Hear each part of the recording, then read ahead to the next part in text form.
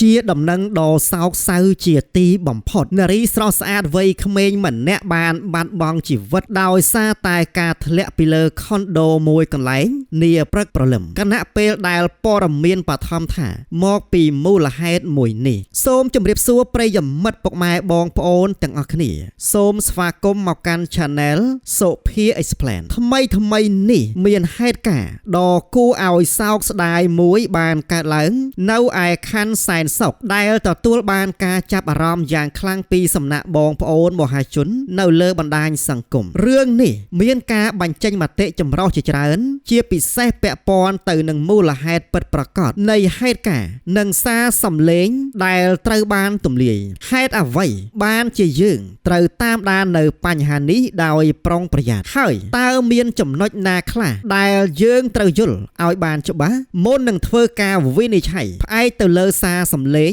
ឬការបញ្ចេញមតិនៅលើប្រព័ន្ធអ៊ីនធឺណិតថ្ងៃនេះខ្ញុំនឹងលើកយកនៅព័ត៌មានដែលមាននាពេលបច្ចុប្បន្នមកសម្រាយជូនបងប្អូនទាំងអស់គ្នាប្រភពព័ត៌មានជាច្រើនបានចុះផ្សាយអំពីករណីស្ត្រីវ័យក្មេងម្នាក់ដែលបានបាត់បង់ជីវិតដោយសារតែការធ្លាក់ពីលើអគារខុនដូមួយកន្លែងប្រភពខ្លះថារូបនាងបានលោតពីលើហេតុការណ៍នេះមានការពាក់ព័ន្ធដោយផ្ទាល់ជាមួយនឹងការចុះស៊ើបអង្កេតរបស់សមត្ថកិច្ចនិងការលេចចេញនៅសារសំឡេងពីអ្នកដែលអះអាងថាជាសាច់ញាតិរបស់ជនរងគ្រោះដែលបានធ្វើឲ្យរឿងនេះមានវិសាលភាពធំជាងព័ត៌មានធម្មតាមុននឹងឈានទៅដល់នៅការវិភាគស៊ីជម្រៅយើងត្រូវធ្វើការបំបែកនៅព័ត៌មាននេះជាចំណុចដើម្បីញែកឲ្យដាច់រវាងការពិតដែលសមត្ថកិច្ចកំពុងតែធ្វើការនិងអ្វីដែលជាការសន្និដ្ឋានបឋមរបស់បងប្អូនមហាជនយោងទៅតាមប្រភពព័ត៌មានបឋមហេតុការណ៍នេះបានកើតឡើងនៅវេលាម៉ោង 5:30 នាទីព្រឹកនៅថ្ងៃទី 3 ខែកក្កដាឆ្នាំ 2026 នេះទីតាំងកើតហេតុគឺស្ថិតនៅតាមបណ្ដោយផ្លូវលេខ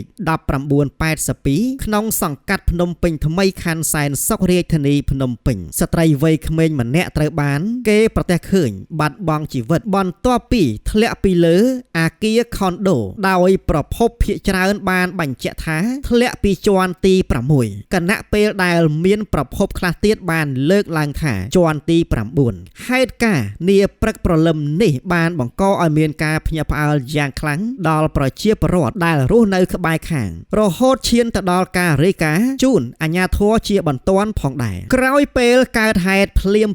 កម្លាំងសមត្ថកិច្ចជំនាញមូលដ្ឋានបានចុះមកដល់ទីតាំងកើតហេតុដោយផ្ទាល់បន្ទាប់ពីធ្វើការពិនិត្យជាបឋមពួកគាត់បានរាយការណ៍បន្តទៅកាន់សមត្ថកិច្ចជំនាញផ្នែកបច្ចេកទេសនិងវិទ្យាសាស្ត្រនៃស្នងការដ្ឋាននគរបាលរាជធានីភ្នំពេញគោលបំណងនៃការចុះអន្តរាគមន៍ពីកម្លាំងជំនាញថ្នាក់រាជធានីនេះគឺដើម្បីធ្វើការពិនិត្យទៅលើសពយ៉ាងល្អិតល្អន់និងធ្វើការស្រាវជ្រាវរកមូលហេតុពិតប្រាកដនៃហេតុការណ៍តាមលក្ខណៈបច្ចេកទេសកោសល្យវិច័យអ្វីដែលធ្វើឲ្យបងប្អូនមហាជនកំពុងតែមានការចាប់អារម្មណ៍កាន់តែខ្លាំងទៀតនោះគឺការចេញមុខមកបញ្ជាក់ពីសំណាក់បណ្ដាញសង្គម Facebook ដែលមានឈ្មោះថាជីណានដែលបានអះអាងថាគឺជាបងប្អូនស្រីរបស់ជនរងគ្រោះម្ចាស់ករណីរូបនេះបានបង្ហោះសារសំឡេងនិងការរៀបរាប់ដែលបានបង្ហាញថាមុនពេលកើតហេតុជនរងគ្រោះបាននិយាយរៀបរាប់អំពីបញ្ហាផ្ទាល់ខ្លួននិងការប៉ះទង្គិចនៅផ្លូវអារម្មណ៍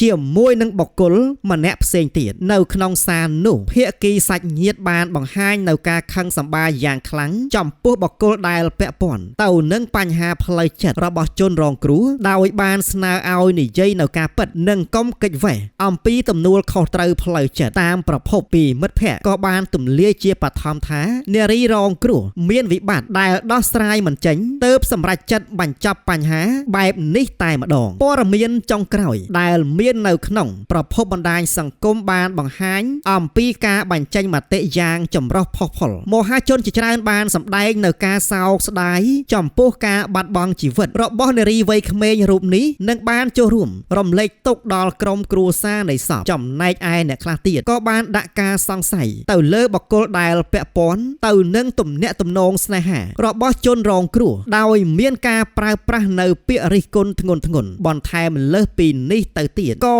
មានមតិមួយចំនួនបានបញ្ចេញនៅការសន្និដ្ឋានលើសពីហេតុការបឋមឈានទៅ ដល់ការសង្ស័យថានេះអាចជាករណីប៉ះទង្គិចលើរាងកាយឬក៏មានភាគីទី3ដែលជាប់ពាក់ព័ន្ធទោះបីជាមិនទាន់មានការបញ្ជាក់ពីសំណាក់សមត្ថកិច្ចក៏ដោយបើទោះបីជាយ៉ាងនេះក្តីចំណុចដែលមិនទាន់ច្បាស់នឹងត្រូវរងចាំការបញ្ជាក់ជាផ្លូវការអំពីមូលហេតុជាក់លាក់ផ្នែកនីតិសាស្ត្រដែលបណ្ដាលឲ្យនារីរងគ្រោះធ្លាក់ពីលើអគារប្រភពព័ត៌មានបានបញ្ជាក់យ៉ាងច្បាស់ថាការសន្និដ្ឋាននានានៅពេលនេះគ្រាន់តែជាព័ត៌មានបឋមតែប៉ុណ្ណោះចំពោះការពិតយ៉ាងណានោះគឺសមត្ថកិច្ចកំពុងតែបន្តការស៊ើបអង្កេតដើម្បីបញ្ជាក់លម្អិតអំពីស្ថានភាពនៅមុនពេលកើតហេតុដំណើរការស៊ើបអង្កេតរបស់មន្ត្រីជំនាញទើបជាប្រភពតែមួយគត់ដែលអាចសន្និដ្ឋានជាផ្លូវការបានថាតើនេះជាវិបត្តិផ្លូវចិត្តដែលនាំឲ្យមាន